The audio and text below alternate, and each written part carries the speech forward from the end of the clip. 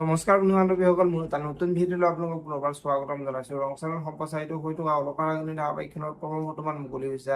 আপোনালোকে যদি অলকাৰাগ্নি ধাৰাবাহিকখন চাই ভাল পায় তেনেহ'লে ভিডিঅ'টোত এটা লাইক কৰি আমাৰ চেনেলটো ছাবস্ক্ৰাইব কৰি ল'ব। এনেকুৱা ধৰণৰ আপডেট মোক পাই থাকিবলৈ। অলকাৰাগ্নি ধাৰাবাহিকখনৰ আজিৰ খণ্ডিত দেখিবলৈ পাব স্নিগ্ধাই ৰাস্তাৰে মোবাইল টিপি যাই থাকিব আৰু সেই সময়তে ল'ৰা এজন দৌৰি আহিব আৰু স্নিগ্ধাৰ হাতৰ পৰা মোবাইলটো কাঢ়ি লৈ যাব আৰু তেতিয়া স্নিগ্ধাই বহুত চিঞৰিব আৰু স্নিগ্ধাই সিদ্ধাৰ্থ মোবাইল নিলে বুলি চিঞৰিব আৰু সেই ল'ৰাজন গাড়ীত উঠি তাৰ পৰা গুচি যাব। এতিয়া বাৰু সিদ্ধাৰ্থে স্নিগ্ধাৰ মোবাইলটো বচাব পাৰিবনে দেখিবলৈ পাব অলকাৰাগ্নি ধাৰাবাহিকখনৰ আজিৰ খণ্ডটিত।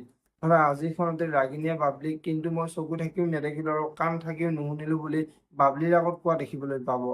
আজিৰ খণ্ডতে ৰাগিনীৰ দেউতাকে সিদ্ধাৰ্থৰ কথাবোৰ শুনি সেই প্ৰভু ঈশ্বৰ মই এইবোৰ কি শুনিছো বুলি ৰাগিনীৰ মাকৰ আগত কোৱা দেখিবলৈ পাব। যদিহে আপোনালোকে অলকাৰাগ্নি ধাৰাবাহিকখন চাই ভাল পায় তেনেহ'লে ভিডিঅ'টোত এটা লাইক কৰি আমাৰ চেনেলটো ছাবস্ক্ৰাইব কৰি ল'ব। এনেকুৱা ধৰণৰ আপডেট মোক পাই থাকিবলৈ ধন্যবাদ।